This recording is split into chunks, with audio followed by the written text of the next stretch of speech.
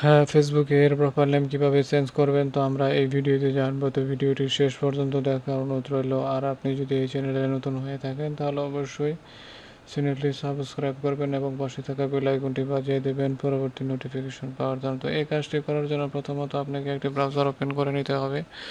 Browser open করে নিয়ে আপনি ফেসবুক অ্যাকাউন্টে লগ ইন করে নেবেন। তো লগ ইন করে নেওয়ার পর আমরা এখান থেকে সেটিংয়ে ক্লিক করবো। এখান থেকে সেটিং অ্যান্ড প্রাইভেসি দেবো, সেটিংসে ক্লিক করলাম।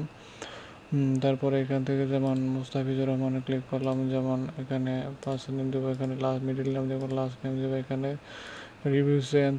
তো এখান থেকে আমরা পাসওয়ার্ড দেবো। তারপরে এখান থেকে সেভ চেঞ্জে ক্লিক করে দেবো, তাহলে আমাদের প্রোফাইল নেমটি পরিবর্তন হয়ে যাবে। তো